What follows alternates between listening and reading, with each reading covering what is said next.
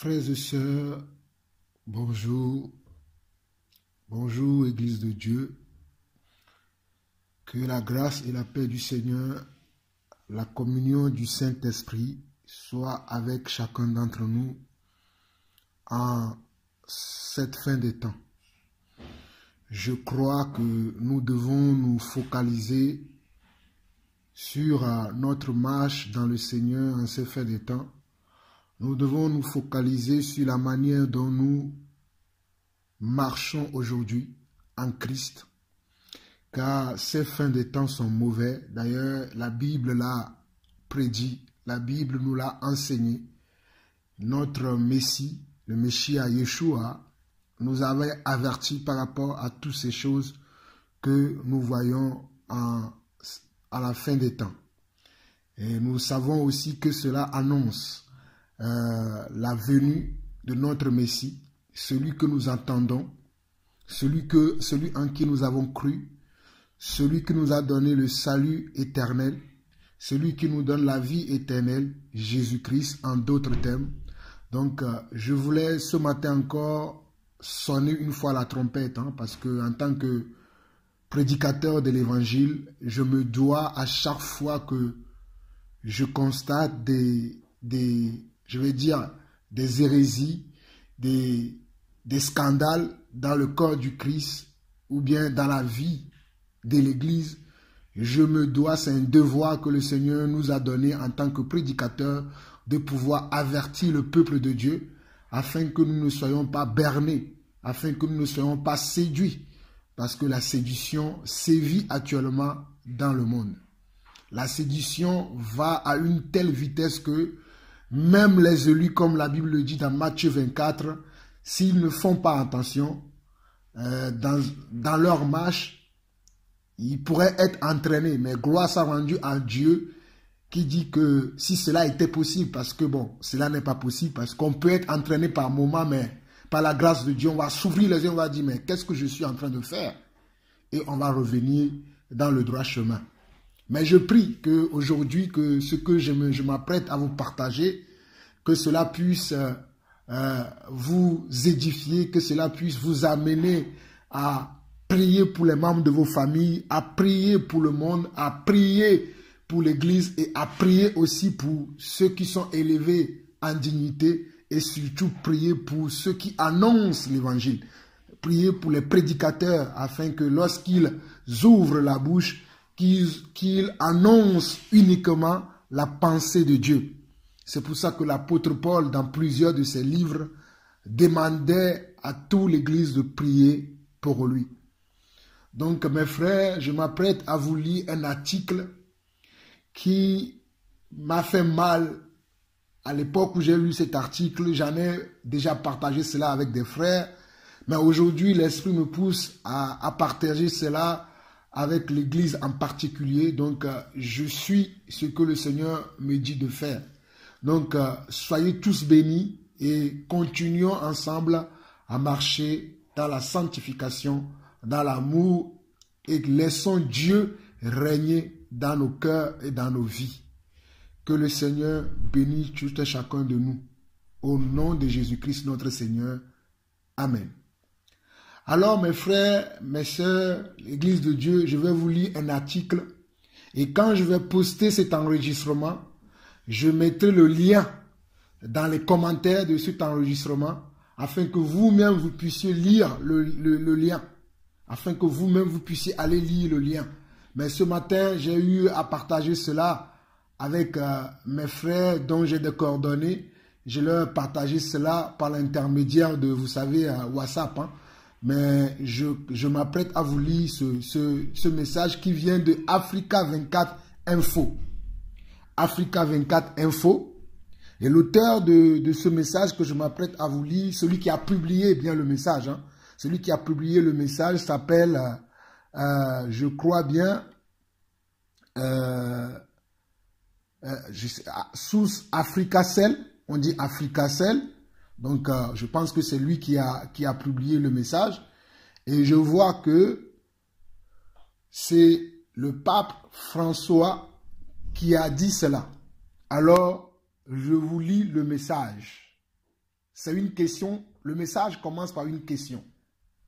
Dieu existe-t-il? Dieu existe-t-il? Quel est le but de ma vie? Il doit y avoir une réponse. Bon. Un homme qui est là pour ouvrir de nombreux anciens secrets dans l'Église catholique est le pape François.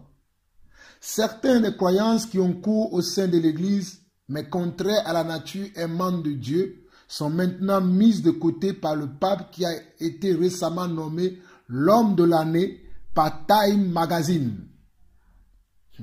Nous commençons bien, hein, par Time Magazine. Le pape François a été nommé l'homme de l'année. En tout cas, je ne vais pas faire de commentaires parce que cela ne m'intéresse pas.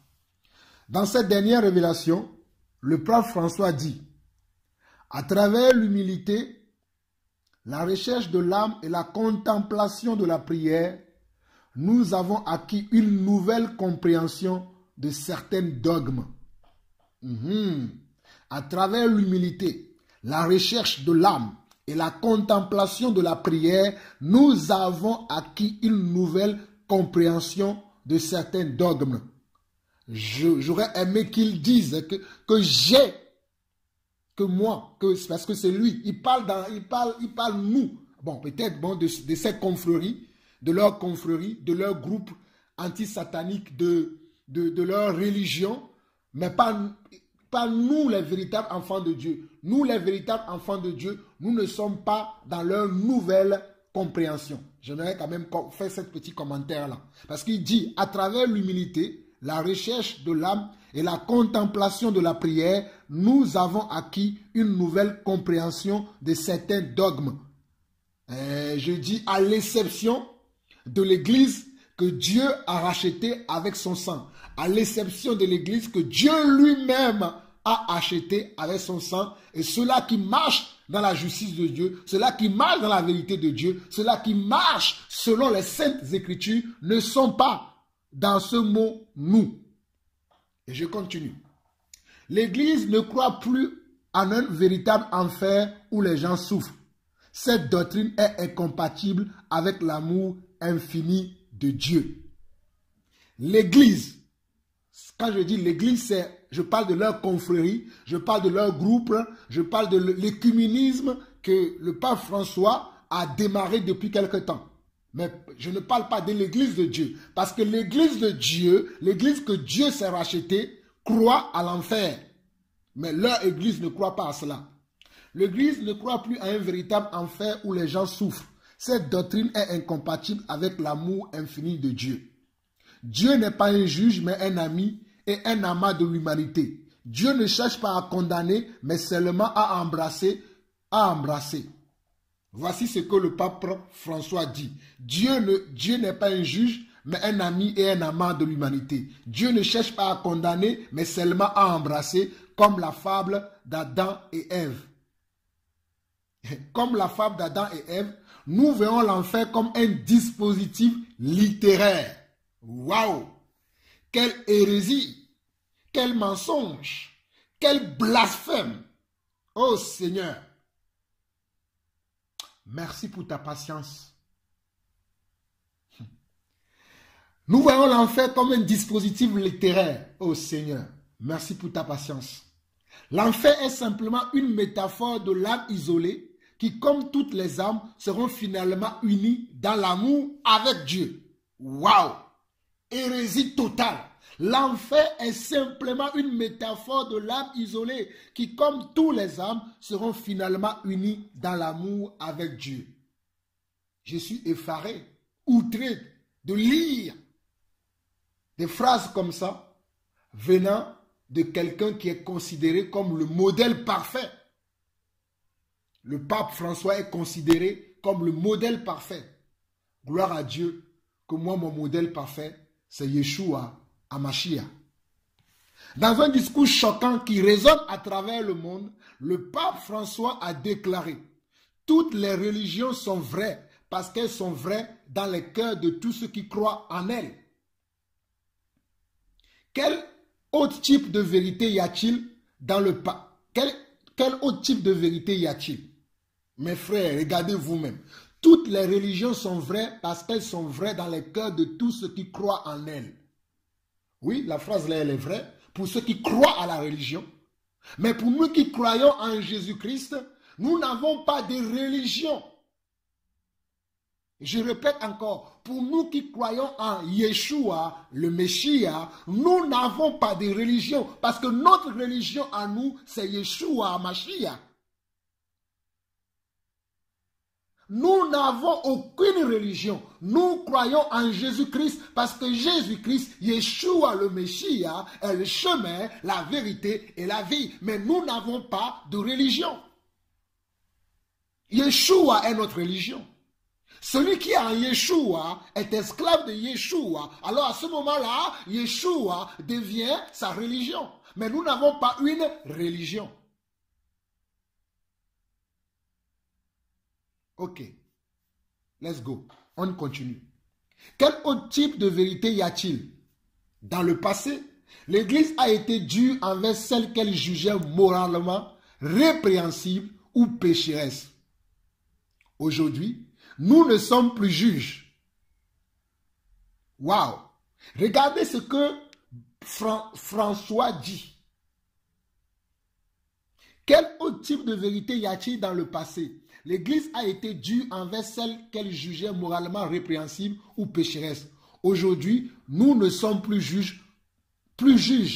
Alors que ma Bible me dit que l'homme spirituel que nous sommes aujourd'hui en Christ, parce qu'en Christ, quand on vient en Christ, le Saint-Esprit vient habiter en nous.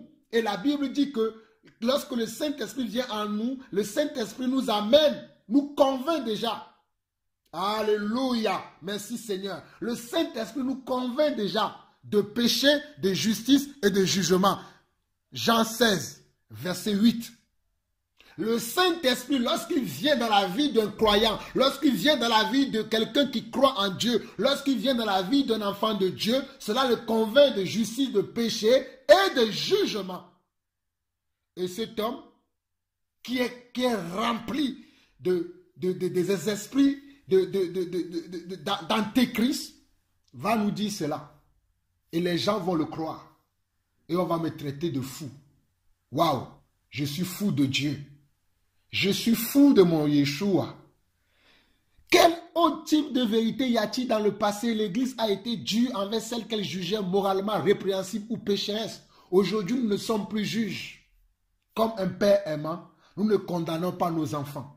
Notre Église est assez grande pour les hétérosexuels et les homosexuels, pour les pro-vie et pro-choix, pour les conservateurs et les libéraux. Les communistes sont les bienvenus et même nous ont rejoints. Nous aimons tous et adorons le même Dieu.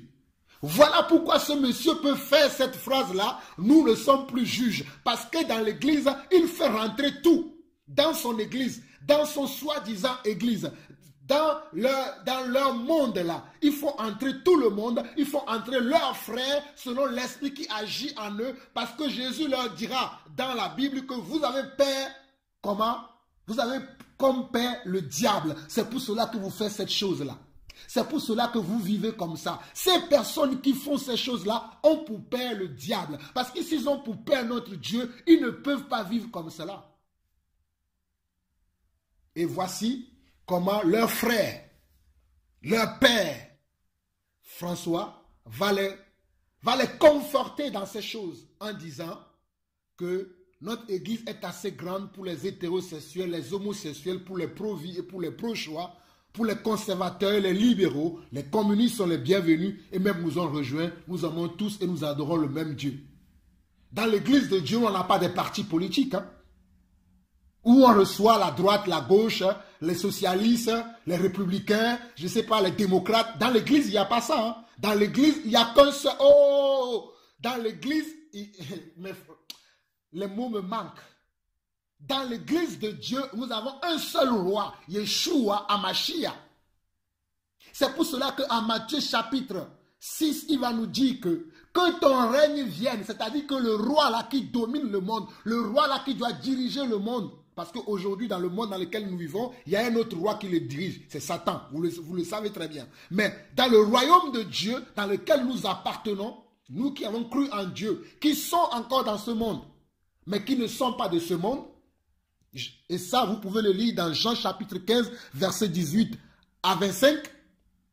Que nous sommes dans le monde, mais nous ne sommes plus du monde. C'est-à-dire, Dieu va faire un transfert très bientôt. Alléluia. Dieu fera un transfert très bientôt. Il va nous transférer de ce monde à son monde à lui. Pour l'instant, il nous garde dans ce monde afin que le monde puisse, au travers de nous, recevoir le témoignage, recevoir la vision, recevoir la vie éternelle. C'est pour cela que Dieu permet que nous puissions être encore dans ce monde. Mais ce temps-là va arriver où Dieu va nous prendre de ce monde pour nous amener dans son monde à lui, pour nous amener dans sa maison à lui, pour nous amener là où il est. Parce qu'il a dit que je m'en vais vous préparer une place. Et lorsque je finirai, je reviendrai vous chercher. Parce que nous sommes dans ce monde temporairement. Ce monde n'est pas notre destination finale. Ce monde n'est pas notre destination finale. Pour nous qui avons cru en Dieu, pour nous qui avons reçu le Messie, pour nous qui marchons selon sa parole, pour nous qui laissons qu'il domine dans notre vie, j'ai une bonne nouvelle pour vous aujourd'hui. Que notre destination finale n'est pas cette terre. Nous sommes des étrangers, des voyageurs dans ce monde. Ce monde-là n'est pas à nous. Le monde qui est à nous, c'est le monde qui est à venir. La nouvelle Jérusalem. Alléluia. La nouvelle Jérusalem. Ça, c'est notre monde. Mais pour eux, ils peuvent accepter tout le monde. La droite, la gauche, les communistes, les socialistes. Mais nous ne sommes pas dans ces choses. Je ne suis pas un socialiste ni un communiste. Je suis un enfant de Dieu. Alléluia. Je bénis le Seigneur parce qu'il me dit dans sa parole et mon esprit me rend témoignage que je suis son enfant. Car il dit dans la parole que à tous ceux qui l'ont reçu, il leur a donné le pouvoir de devenir enfants de Dieu. Je ne suis pas enfant d'un système. Et le communisme est un système. Je n'aime pas parler de ces choses, mais je parle brièvement. Le socialisme est un système. Le républicanisme ou le républicain, toutes ces choses-là, ce sont des systèmes des hommes. Mais moi, je ne suis pas dans les systèmes des hommes. Je suis dans le système de Dieu. Je suis enfant de Dieu. Donc, c'est Dieu qui domine dans ma vie. Alléluia. Que celui qui a des oreilles pour entendre, entende. Je continue la lecture. Au cours des 6 derniers mois, les cardinaux, les évêques catholiques et les théologiens ont délibéré dans la cité du Vatican en discutant de l'avenir de l'Église et pour redéfinir des doctrines et des dogmes catholiques de longue date. Waouh! Qui se sont réunis, ces personnes, pour redéfinir les doctrines et les dogmes. Mais dans ma Bible, il m'est dit, dans le livre de Jude, que la foi a été transmise une fois pour toutes. Dans le livre de Jude, la parole de Dieu va déclarer par la bouche de Jude, notre frère, que la foi a été transmise une fois pour toutes. Mais eux, ils se réunissent pour redéfinir la foi. Ah, que Dieu les bénisse. Que Dieu les bénisse. Mais nous ne nous redéfinissons pas la foi, car nous avons reçu la foi une seule fois pour toutes. Et nous marchons dans cette foi vers le but final. Et on continue dans la lecture, on dit le 3e concile Vatican II. Le 3e concile Vatican II. Permettez-moi de continuer. Le 3e concile Vatican II est le plus grand et le plus important depuis que le concile Vatican II a été conclu en 1962. Le 3e concile Vatican II est le plus grand et le plus important depuis que le concile Vatican II a été conclu en 1962. Vous voyez comment l'Église catholique, comme tout le monde le sait, qui est la mère de toutes les religions de ce monde, si vous ne le savez pas, je vous le dis, l'Église catholique est la mère de toutes les religions. Parce que moi, je ne suis pas religieux. Je suis croyant, je suis disciple et non un religieux. Mais l'Église catholique, qui est la mère de toutes ces religions, c'est comme cela qu'il ment et qu'il trompe les gens depuis des années. Ils se réunissent, ils vont dire, on va faire ça, on va faire ceci, on va faire ceci, on va faire cela. Nous voyons la preuve là. Nous avons encore une preuve encore aujourd'hui.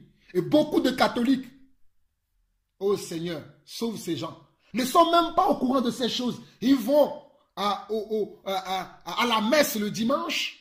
Ils vont écouter les sermons de leur soi-disant prêtres. Mais ils ne sont même pas au courant de ces choses. Parce que ce sont des gens qui sont aveuglés. J'en ai beaucoup dans ma famille. Et lorsque tu leur parles, oh non, l'église catholique est la première église. C'est là où Pierre même a commencé l'église. Moi, je ne t'écouterai pas. Je mourrai même. Je suis né catholique. Je mourrai catholique. Ne sachant pas de quoi ils parlent, ces gens. Ils ne savent pas de quoi ils parlent. Oh papa, s'il te plaît, ouvre-leur leurs yeux afin qu'ils comprennent de quoi ils parlent. Beaucoup d'entre eux ne savent pas. Ce que je lis là, même les catholiques ne sont pas au courant. Que c'est comme ça que le pape, ils ne savent pas cela. Parce qu'ils ne sont pas conscients de leur état spirituel. Parce qu'ils ont été aveuglés par l'ennemi. Ils ont été aveuglés par l'ennemi qui est Satan. Et ils ne sont pas au courant de leur situation. Mais ils croient qu'ils verront Dieu. Je ne dis pas que tous les catholiques ne verront pas Dieu. Il y a certains parmi eux que Dieu connaît plus que moi, qui ne participent pas à ces choses. Mais je mets quand même un doute qu'au moins les 90% ne connaissent pas ces choses et rentrent en profondeur dans ces choses, font l'idolâtrie, font des choses perverses et qui ne verront pas Dieu. Parce que la Bible le dit. Ce n'est pas moi, c'est la parole qui le dit. Donc, je continue. Le pape François a convoqué le nouveau conseil. Le pape François a convoqué le nouveau conseil. A enfin terminé le travail du concile Vatican II. Donc, il a travaillé, il a enfin travaillé, il a fini le concile. Le troisième concile Vatican II s'est conclu. Le pape François annonçant que donc, le concile Vatican II qui est terminé, le troisième concile Vatican II qui s'est conclu, voici ce qu'ils vont faire dans le troisième concile Vatican II. Parce que c'est ce qu'ils annoncent à faire. Voilà ce qu'ils vont faire maintenant. Écoutez très bien ce qu'ils vont faire maintenant. Dans ce concile-là, voici les choses qu'ils ont décidées. Le catholicisme est maintenant une religion moderne et raisonnable qui a subi des changements évolutifs. Le temps est venu d'abandonner toute intolérance. Nous devons reconnaître que la virilité religieuse évolue et change. La vérité n'est pas absolue ou gravée dans la pierre. Waouh! Quelle hérésie! Mais je continue. Même les athées reconnaissent le divin. Ça c'est vrai, les athées croient qu'il y a un Dieu. Par des actes d'amour et de charité, l'athée reconnaît Dieu ainsi et rachète son âme, devenant un participant actif de la rédemption de l'humanité. Ça c'est faux. Ce n'est pas par un acte de charité qu'on obtient le salut. Je répète, ce n'est pas par un acte de charité qu'on obtient le salut. Qu'est-ce que je veux dire par là? La Bible dit dans le livre de Jacques que ce ne sont pas par les œuvres que nous serons justifiés, mais c'est par la foi en Yeshua, à Mashiach. C'est parce que nous avons cru en Yeshua, à Mashiach, nous l'avons accepté comme notre Seigneur et Sauveur, c'est en cela que nous serons sauvés. Ce n'est pas parce que je fais des dons aux pauvres, je donne je fais des dons aux associations, je donne à quelqu'un que je serai sauvé. Non. Ça fait partie de la foi. Lorsque quelqu'un a la foi et qu'il a cru au Seigneur, sa foi doit avoir des œuvres. Cela vient ensuite. Mais ce n'est pas lorsque tu n'as pas cru au Seigneur et que tu fais des actes de foi et que tu fais des actes de charité, il est bien vrai que tu fais des actes de charité, mais ces actes-là ne te sauveront pas. Parce que nous ne sommes pas sauvés par les œuvres, mais nous sommes sauvés par la foi. C'est ce que la Bible dit, c'est ce que je crois et c'est ce que je dis. Et c'est ce que le Seigneur Jésus lui-même a dit. Jésus n'a pas dit, bon, vivez dans le péché, faites tout ce que vous voulez, vivez dans l'idolâtrie, après, faites quelques-uns d'œuvres de charité, vous serez sauvés. Non, ce n'est pas ce que le Seigneur Jésus a enseigné. Hein. Ce n'est pas ce que Yeshua, Mashiach a enseigné. Ce n'est pas ce que les apôtres ont enseigné. Ce n'est pas ce que les prophètes ont enseigné. Comment se fait-il que ce soi-disant pape François vous dit de telles choses? et personne ne s'en meut. Oh, que le Seigneur te réprime. Que le Seigneur Yeshua te réprime, François. Parce que tu es tombé trop bas. Quelle hérésie. Par des actes d'amour et de charité, la terre reconnaît ainsi Dieu et rachète son âme. Waouh! On ne rachète pas l'âme par notre œuvre de charité. Si ta vie n'est pas une vie de sanctification, tu ne vis pas dans la justice de Dieu, tu ne pourras pas recevoir l'œuvre de la rédemption. Tu ne pourras pas recevoir l'œuvre de la rédemption. Et d'ailleurs, puisque vous prenez ce passage pour me dire que l'amour, ma Bible me dit dans ce message de l'amour que beaucoup de chrétiens, même de croyants ne comprennent pas aujourd'hui, même beaucoup de disciples aussi ne comprennent pas, et qu'ils prennent aussi ce passage-là pour justifier tout et n'importe quoi. Ah oui, l'amour, oui, mais moi l'amour que j'ai ne se réjouit pas de l'injustice. Je vais vous lire ce passage de l'amour pour vous dire que ce monsieur est en train de vous dire n'importe quoi. L'amour ne se réjouit pas de l'injustice.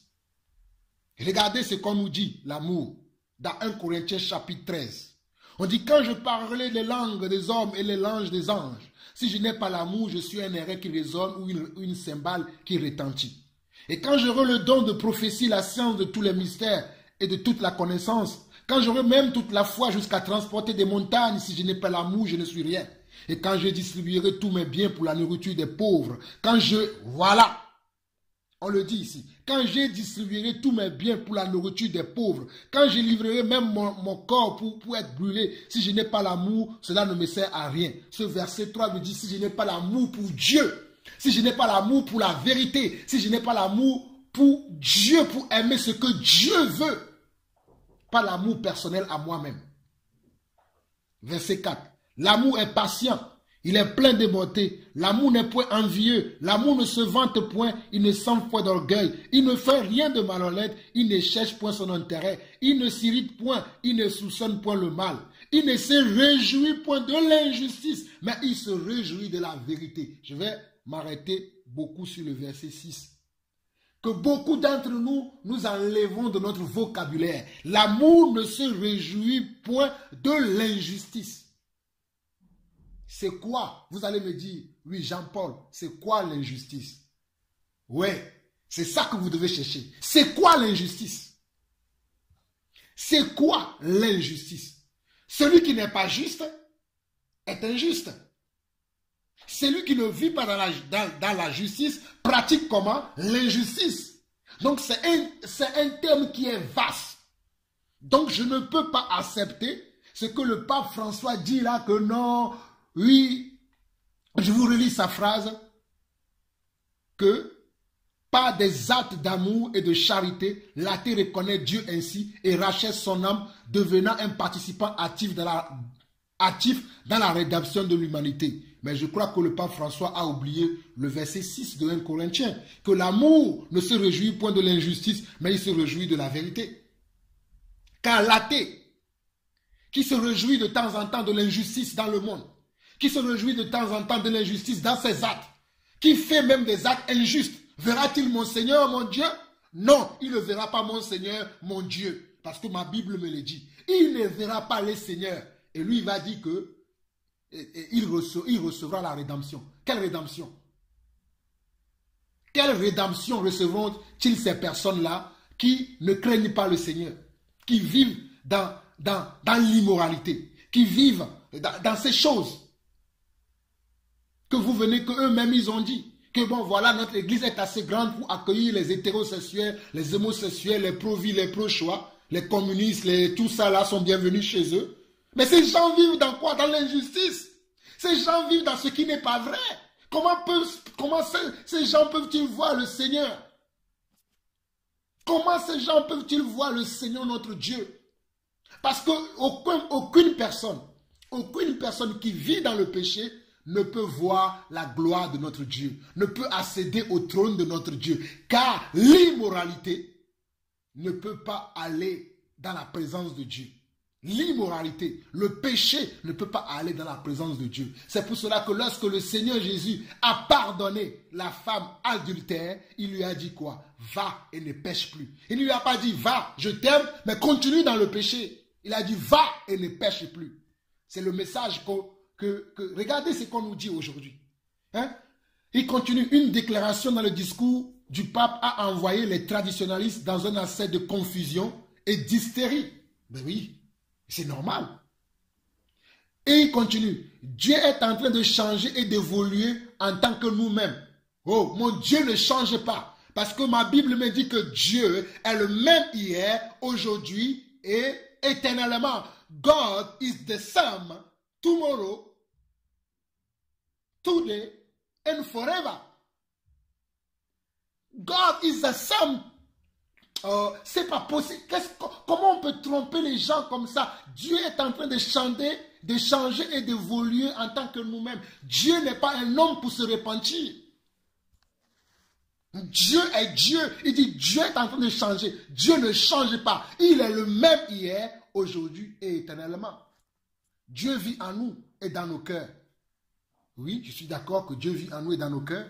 Mais lorsque nous diffusons l'amour et la bonté dans le monde, nous touchons notre propre divinité et le reconnaissons. La Bible est un beau livre saint. Mais comme toutes les grandes et anciennes œuvres, certains passages ne sont pas à jour. Regardez. Il va dire qu'il y a certains passages de la Bible qui ne sont pas à jour. Pour introduire quoi? Pour introduire le péché, pour introduire l'immoralité, pour introduire tout ce qui n'est pas de Dieu. Et ça, les apôtres de notre Seigneur Jésus-Christ nous l'ont prédit. Ça, Jésus lui-même l'a prédit. Et voilà, cet homme qui est adulé par le monde, cet homme qui est adoré par le monde, cet homme qui est considéré par le monde, qui a reçu un prix tout haut de l'article, l'homme de l'année de Thème Magazine. Moi, que Thème Magazine vient me mettre en prison, que les gens viennent me mettre en prison parce que je suis en train de dire la vérité. Je veux qu'on me mette en prison. Je n'ai pas besoin de ce soi-disant prix que le monde donne. Ma place m'est réservée là-haut dans le ciel. Regardez ce qu'on nous dit aujourd'hui. Et personne ne se meut. Les chrétiens ne se meuent pas. Oh mes frères, il faut qu'on parle, il faut qu'on se lève, il faut qu'on parle, il faut qu'on dise la vérité. Vous ne pouvez pas savoir comment l'ennemi est en train d'utiliser même ces personnes, d'utiliser beaucoup de gens pour nous rendre la vie plus difficile. Mais cela est normal. Mais nous devons aussi parler, dire la vérité.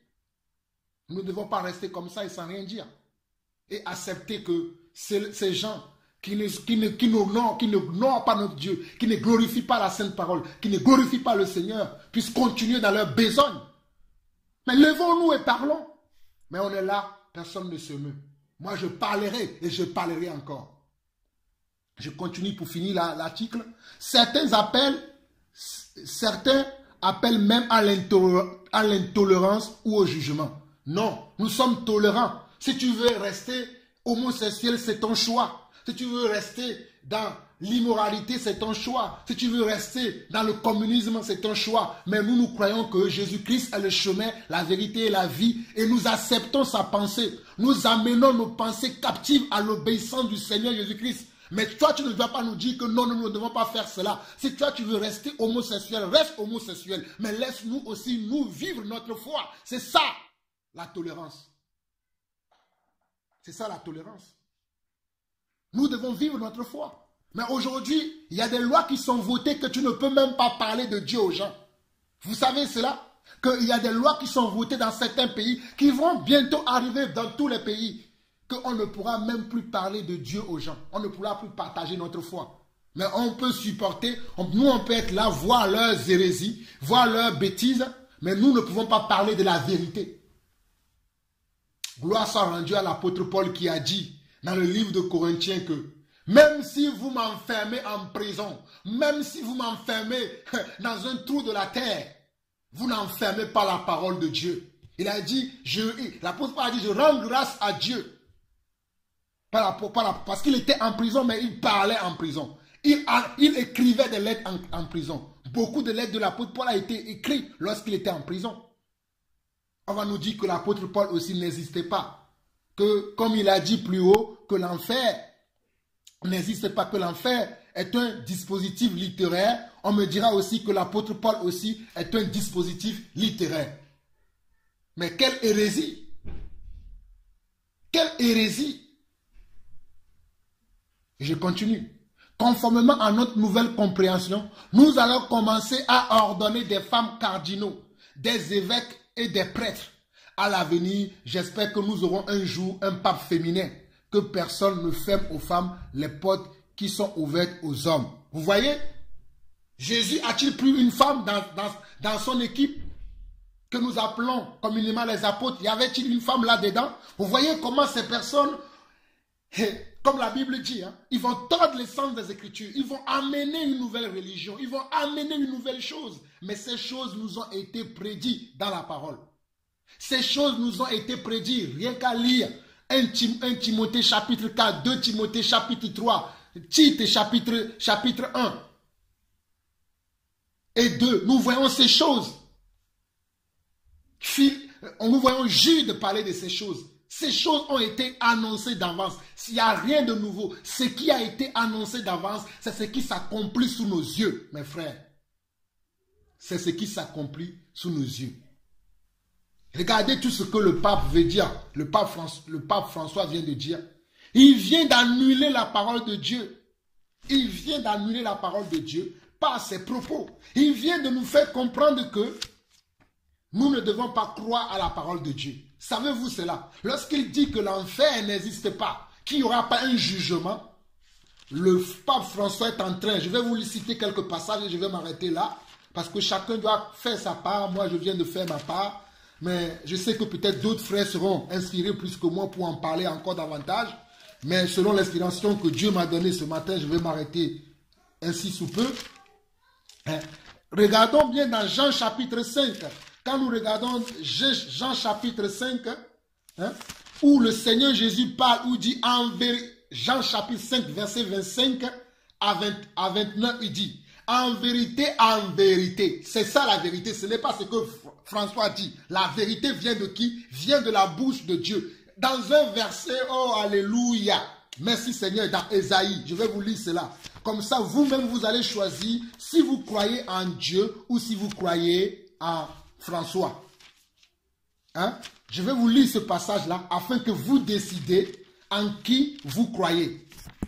Vous devez faire votre décision. Vous devez prendre votre décision quand vous allez écouter ce message et partager ce message avec vos familles. Mais que chacun puisse prendre sa décision personnelle, parce que nous irons tous devant le trône de Dieu personnellement. Je ne vais pas rendre compte pour François, ni pour mon épouse, ni pour je vais rendre compte de ce que moi-même j'ai vécu, de ce que moi-même j'ai enseigné, de ce que moi-même j'ai fait. Nous serons tous devant le Seigneur tout seuls, pas accompagnés de quelqu'un. La seule personne qui va nous accompagner, c'est notre avocat, Jésus-Christ le juste. Je vous lis dans Ésaïe 45, à partir du verset 22. Le Seigneur dit ceci. Tournez-vous vers moi et vous serez sauvés. Il n'a pas dit tournez-vous vers une religion, tournez-vous vers un homme. Il a dit tournez-vous vers qui? Moi, le Sauveur, et vous serez sauvés. Vous tous qui êtes aux extrémités de la terre, car je suis Dieu et il n'y en a point d'autre. Car je suis Dieu et il n'y en a point d'autre. Je le jure par moi-même. Je le jure par moi-même. Je le jure par moi-même. La vérité sort de ma bouche et ma parole ne sera point révoquée. Regardez ce que lui vient de dire. Il vient de révoquer la parole de l'Éternel et ceci est un blasphème contre le Saint-Esprit. Regardez, il dit, je le jure par moi-même, la vérité sort de ma bouche et ma parole ne sera point révoquée. On ne peut pas révoquer la parole de Dieu. Mais je vois beaucoup d'hommes aujourd'hui qui se lèvent et qui révoquent la parole de l'Éternel, qui révoquent la parole du Messie, qui révoquent la parole de Yeshua. Malheur à vous, malheur à vous, malheur à vous, tombeau blanchi. Tout genou fléchira devant moi, tout langue jurera par moi.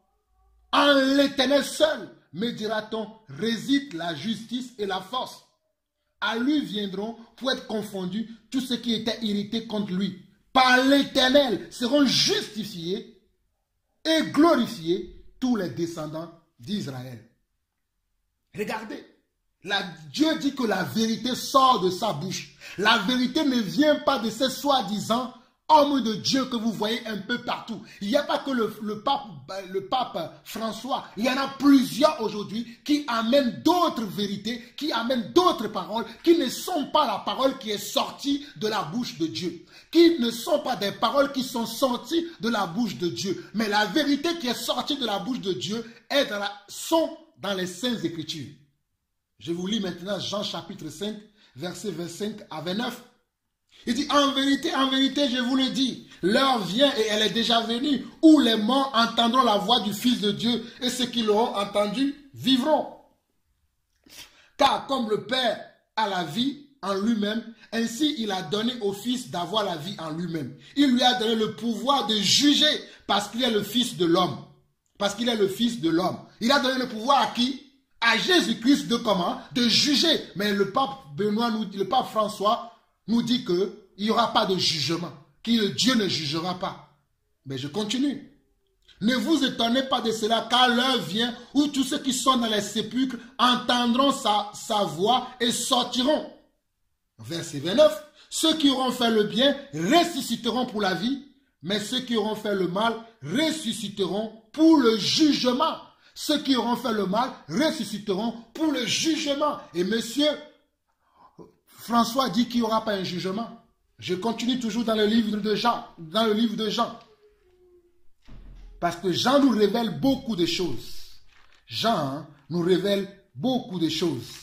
Mais regardez ce que ce monsieur dit. Je suis maintenant dans Jean, le chapitre 12. Jean, chapitre 12. Il nous dit dans le Jean, chapitre 12, et je viens de vous affirmer et confirmer que le pape François veut nous dire que nous devons enlever ces passages de nos Bibles. C'est ce qu'il vient de nous dire. Si vous n'avez pas compris, je vous le répète. Le pape François veut que nous enlevons tout parti dans la Bible où on voit jugement de Dieu. On doit l'enlever parce que Dieu ne juge pas. C'est ce qu'il vient de nous faire comprendre. Il veut nous dire que l'enfer n'existe pas. Je lis Jean chapitre 12 à partir du verset 45.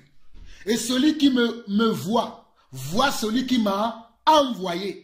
Je suis venu comme une lumière dans le monde afin que quiconque croit en moi ne demeure pas dans les ténèbres. Ce monsieur est dans les ténèbres, il n'est pas dans la lumière. Si vous ne le savez pas, je vous l'annonce. Ce monsieur que vous voyez avec une apparence, comment je veux dire, une apparence très jovial, très séducteur, mais il ne connaît pas le Seigneur. Il est dans les ténèbres. C'est pour cela que les propos ténébreux sortent de sa bouche. Verset 46. Je suis venu comme une lumière dans le monde afin que quiconque croit en moi ne demeure pas dans les ténèbres. Si quelqu'un entend mes paroles et ne les garde point, ce n'est pas moi qui les juge, car je suis venu non plus pour juger le monde, mais pour sauver le monde. C'est la parole qui nous juge et Jésus est aussi la parole. Dieu est aussi la parole. Quand tu n'acceptes pas sa parole, tu es déjà jugé parce que tu n'as pas accepté la parole. Benoît, tu es déjà jugé. Toi, François, tu es déjà jugé. François, tu es déjà jugé parce que tu n'as pas accepté la parole. Tu viens de tordre l'essence des Écritures. Celui qui me rejette et qui ne reçoit pas mes paroles a son juge. La parole que j'ai annoncée, c'est elle qui le jugera au dernier jour. Jean 12, 48. Celui qui me rejette et qui ne reçoit pas mes paroles a son juge. La parole que j'ai annoncée, c'est elle qui le jugera au dernier jour. Mais ce que vous avez oublié dans Jean 1, il est écrit qu'au commencement était la parole était avec Dieu et la parole était Dieu. Alors qui va juger? C'est encore Dieu qui est lui-même la parole. Il est la parole, il est aussi Dieu. Donc c'est lui qui va te juger à la fin. Lorsque toi tu dis qu'il n'y a pas un jugement, qu'il n'y aura pas de jugement, que Dieu est amour, Dieu accepte tout. Dieu accepte l'immoralité, Dieu accepte la perversité. Tu es en train de tromper les gens. Aie honte quand même. Oui, tu n'as plus de conscience. Comment pourras-tu avoir honte? Puisque ta conscience, tu l'as vendu à notre ennemi, à celui qui nous condamne tous les jours. Tu le lui as vendu. Comment je pourrais te donner ce conseil? Jean, le chapitre 14, le verset 14. Jean, le chapitre 14, à partir du verset 1 au verset 6. Notre Dieu, la parole va encore nous dire que votre cœur ne se trouble point. Croyez en Dieu, croyez en moi. Il y a plusieurs demeures dans la maison de mon Père. Si cela n'était pas, je vous l'aurais dit. Je vais vous préparer une place. Et lorsque je m'en serai allé et que je vous aurai préparé une place, je reviendrai et je vous prendrai avec moi, afin que là où je suis, vous y soyez aussi. Vous savez où je vais et vous en savez le chemin. Thomas lui dit, Seigneur, nous ne savons où tu vas. Comment pourrons-nous en savoir le chemin? Jésus lui dit, je suis le chemin, la vérité et la vie. Nul ne vient au Père que par moi. Jésus lui a-t-il dit, je suis une église, je suis un bâtiment? Jésus lui a dit, je suis moi, Jésus. Je suis le chemin, je suis la vérité et je suis la vie. Si tu me suis pas à pas, si tu pratiques ma parole, si tu marches sur mes propos, sur mes paroles, tu viendras là où je suis. Si tu acceptes mes paroles, tu les mets en pratique, tu viendras là où je suis. Et dans ce même Jean, le verset 15, il va dire, si vous m'aimez, gardez mes commandements. Vous qui dites que ces gens, toi pape François qui dit que ces gens aussi aiment Dieu, lorsqu'ils font des actes de charité, c'est en cela que nous voyons qu'ils aiment Dieu. Tu m'as trompé. Tu m'as trompé, tu as trompé les gens. Tu dis n'importe quoi. Parce que celui qui aime Dieu garde ses commandements. Jean chapitre 14, le verset 15 dit, si vous m'aimez, gardez mes commandements. Si vous m'aimez, gardez mes commandements. Si vous m'aimez, gardez mes commandements. Comment pourras-tu me dire que ces personnes aiment Dieu et ils ne gardent pas les commandements de Dieu? Ils ont leurs commandements à eux, ils ont leur façon de vivre à eux, ils ont leur manière de faire à eux, mais ils n'acceptent pas la manière de faire de Dieu, ils n'acceptent pas le règne de Dieu dans leur vie, ils n'acceptent pas la parole de Dieu dans leur vie. Et toi, tu vas me dire qu'ils aiment Dieu?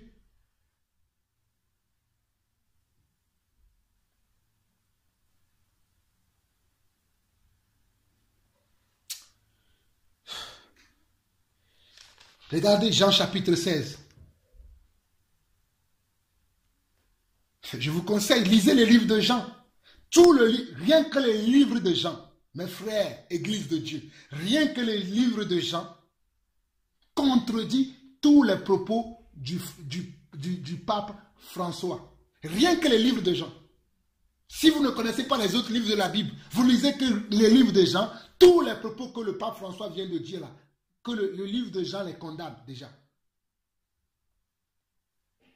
Le Jean chapitre 16 nous dit ceci. Le verset 1, il commence ceci. Je vous ai dit ces choses afin qu'elles ne soient pas pour vous une occasion comment? De chute. Tout ce que Jésus nous dit dans la parole, il nous dit ces choses pour que nous soyons prévenus, que nous soyons avisés. Que nous soyons comment? Avisés, avertis, prévenus.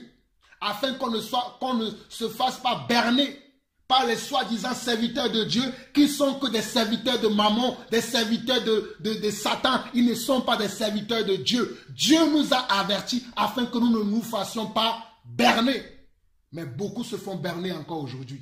Seigneur, ouvre-leur les yeux, papa. Ouvre-nous les yeux tous ensemble, Seigneur. Ouvre-moi encore les yeux, Seigneur. Si en quoi que ce soit, je suis encore séduit, Seigneur, ne me laisse pas dans la séduction.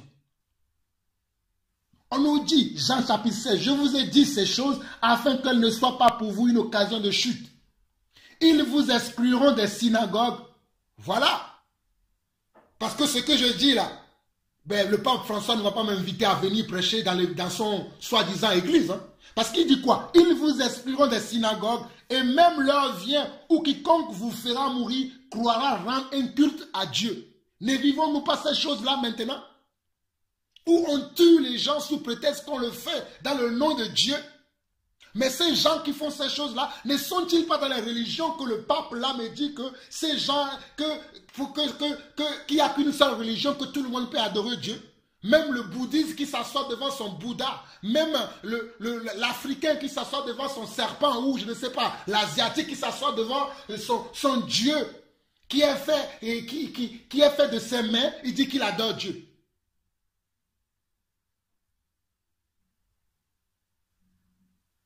Au lieu d'adorer le Créateur, on adore la créature.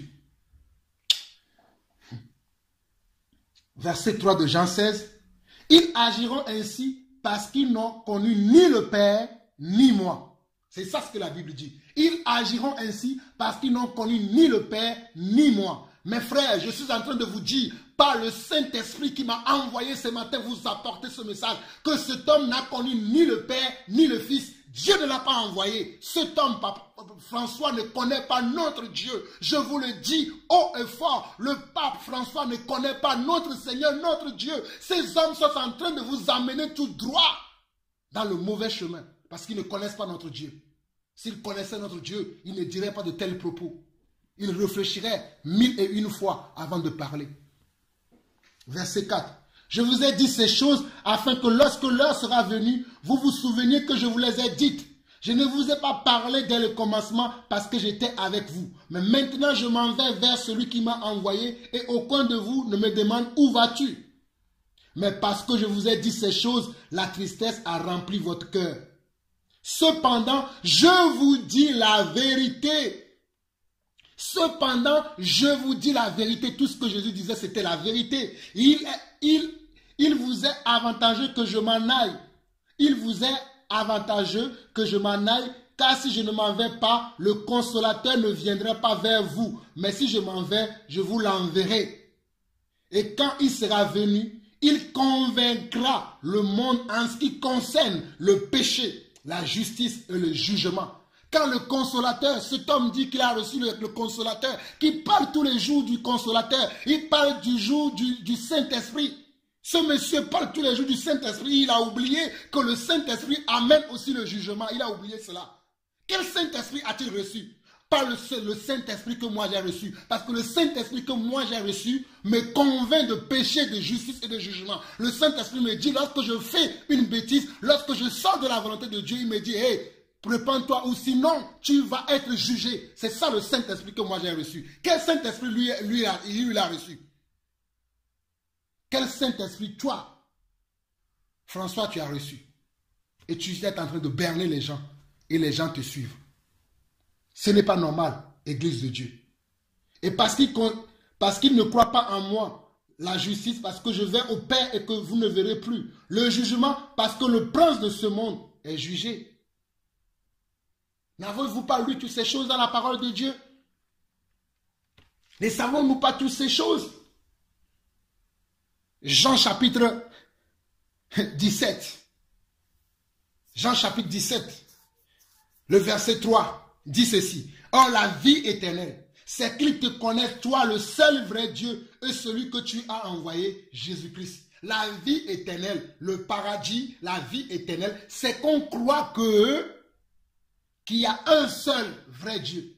Pas deux vrais dieux, pas trois vrais dieux, pas quatre vrais dieux, pas plusieurs vrais dieux, mais un seul vrai Dieu. Un seul vrai Dieu. Et celui qui l'a envoyé, Jésus-Christ. Et toi, tu viens nous dire aujourd'hui que l'enfer n'existe pas. Bon, je vais finir.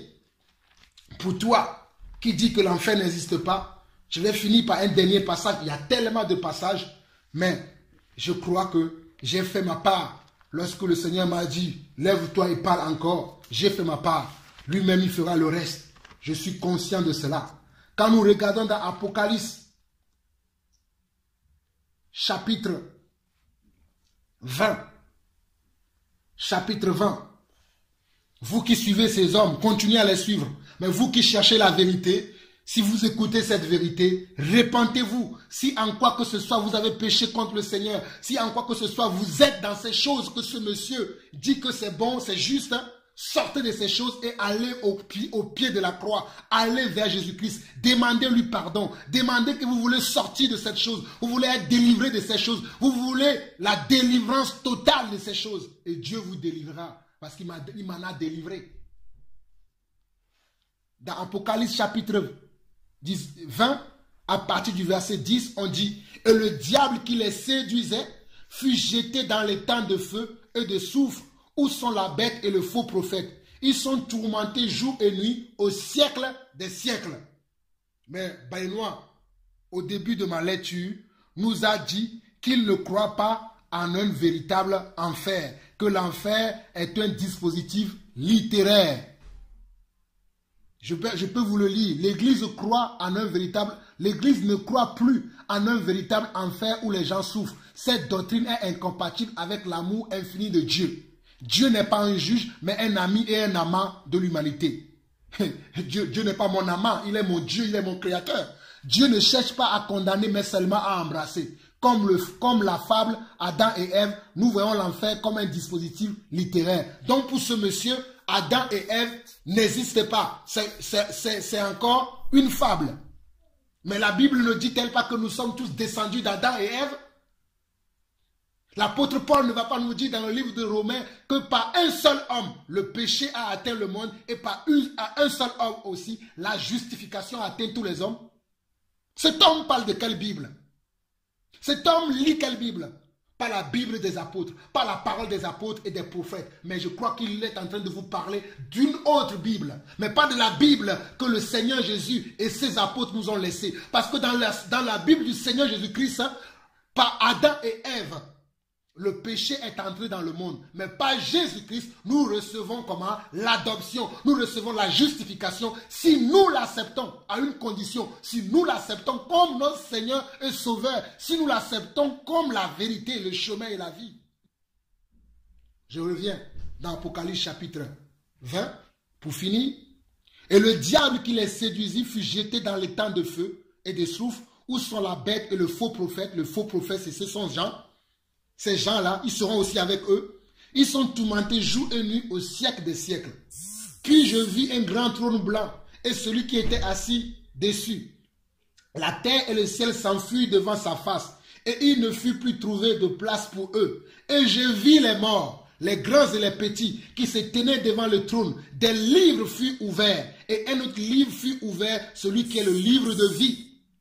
Celui qui est le livre de vie. Oh Seigneur, que mon nom soit écrit dans le livre de vie, pas le livre de mort. Et les morts furent jugés selon leurs œuvres, d'après ce qui était écrit dans ces livres. La mer rendit les morts qui étaient en elle. La mort et le séjour des morts rendit les morts qui étaient en eux. Et chacun fut jugé selon ses œuvres. Puis la mort et le séjour des morts fut jeté dans les temps de feu. C'est la seconde mort. Les temps de feu. C'est la seconde mort, les temps de feu. C'est la seconde mort, les temps de feu. Quiconque ne fut pas trouvé écrit dans le livre de vie fut jeté dans les temps de feu dans lequel il y avait déjà le diable, le faux prophète. Quiconque ne fut pas trouvé dans le livre de vie fut jeté, fut ajouté à ces personnes-là. Parce que ce sont ces personnes, c'est-à-dire les faux prophètes, le faux prophète, Satan qui séduit aujourd'hui toutes ces personnes-là, les temps de feu, l'enfer leur est réservé. Et Benoît va nous dire que, je dis Benoît, François va nous dire que l'enfer n'existe pas. Et beaucoup suivent cette personne, beaucoup suivent cet homme. Moi, par le Saint-Esprit aujourd'hui, je viens vous avertir encore, je viens vous le dire encore, que nous ne sommes pas de ce monde. Nous ne pouvons pas accepter les choses qui sont dans ce monde. Jean chapitre 15, je voulais finir, mais le Seigneur me dit de vous le lire. Jean chapitre 15. Nous ne sommes pas de ce monde, nous ne pouvons pas accepter que ce monde accepte, nous ne pouvons pas, comment on dit, cautionner ce que ce monde cautionne parce que nous n'avons pas notre place dans ce monde. Il dit quoi? Jean chapitre 15, à partir du verset 18, il dit, « Si le monde vous hait, sachez qu'il m'a haï avant vous. » Pourquoi le monde va nous haïr? Il y aura beaucoup de gens qui vont me haïr quand ils vont regarder cette vidéo. Ils vont dire, de qui tu te prends pour juger François? Mais Dieu m'a donné de juger. Je ne me justifie pas devant qui que ce soit. Je fais mon travail, je suis appelé pour ça.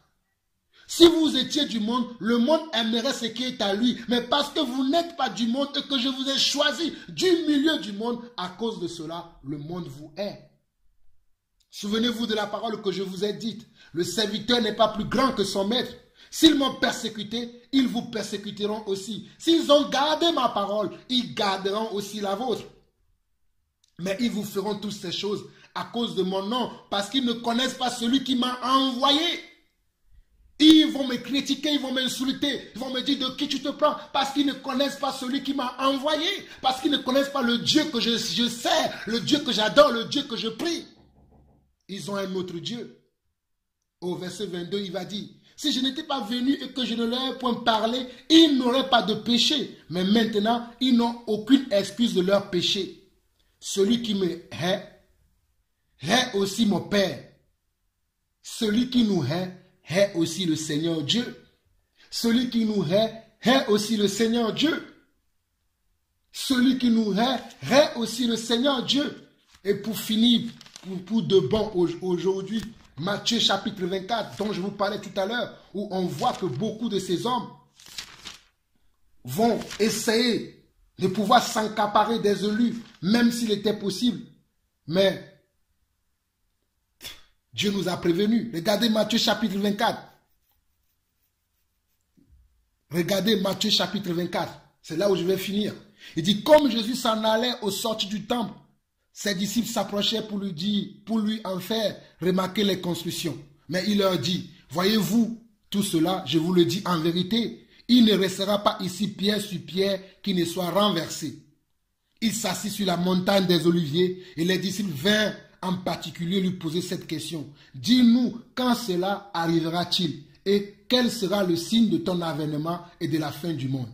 Jésus leur répondit, nous sommes à cette époque. Nous avons été avisés. Jésus nous a avisés. Mais est-ce qu'aujourd'hui nous prenons en considération les avertissements du Seigneur? Est-ce que nous prenons en considération les avertissements, les mises en garde contre toutes ces choses que le Seigneur nous a données? Est-ce que nous prenons en considération réellement ces choses? Mes frères, Église de Dieu, sœurs en Christ, il est temps que tu prennes en considération les avertissements du Seigneur. Jésus leur répondit, prenez garde que personne ne vous séduise. Ça, c'est la séduction. La séduction vient comment? C'est ça la séduction. Car plusieurs viendront sous mon nom disant, c'est moi qui suis le Christ, et ils séduiront beaucoup de gens. Vous attendez parler de guerre et de bruit de guerre. Gardez-vous d'être troublés, car il faut que ces choses arrivent, mais ce ne sera pas encore la fin. Une nation se lèvera contre une nation et un royaume contre un royaume, et il y aura en divers lieux des famines et des tremblements de terre. Tout cela ne sera que le commencement des douleurs. Alors on vous livrera au tourment et l'on vous fera mourir et vous serez haïs de toutes les nations à cause de mon nom. Si quelqu'un me hait aujourd'hui, parce que j'annonce ces choses, c'est le signe pour moi que nous sommes à la fin des temps. C'est le signe pour moi que nous sommes dans les choses que le Seigneur Jésus-Christ et ses apôtres nous ont annoncées. Alors plusieurs succomberont et ils se trahiront, se haïront les uns les autres. Il y en a qui vont succomber. Mais je prie que toi et moi, que nous ne succombons pas, que nous faisions partie de ceux-là qui sont élus pour l'éternité. Alors plusieurs succomberont et ils se trahiront, se haïront les uns les autres. Plusieurs faux prophètes se lèveront et ils séduiront beaucoup de gens. Et parce que l'iniquité se sera accrue, l'amour du plus grand nombre se refroidira. Mais celui qui persévérera jusqu'à la fin sera sauvé. Mais celui qui persévérera, persévérer en quoi? Persévérer dans la justice, persévérer dans la vérité, persévérer dans l'amour, persévérer dans quoi? Dans la justice de Dieu, persévérer dans la volonté de Dieu, persévérer dans la façon de Dieu de faire les choses et dans la façon des hommes.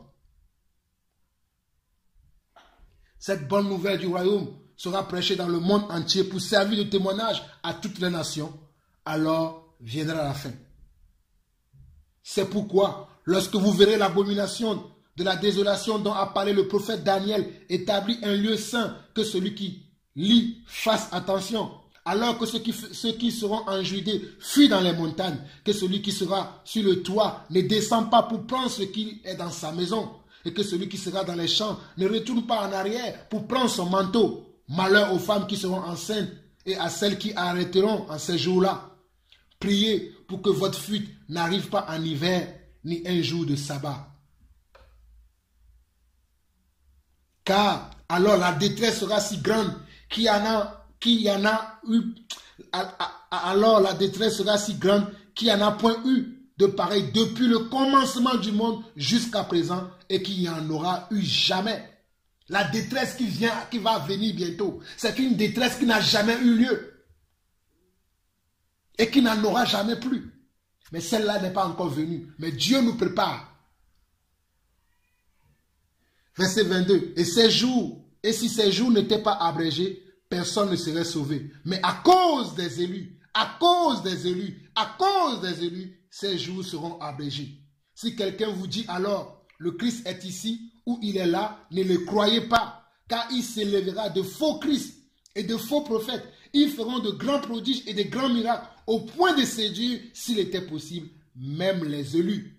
Voici, je vous l'ai annoncé d'avance. Si donc, on vous dit, voici il est dans le désert, n'y allez pas. Voici il est dans les chambres, ne le croyez pas.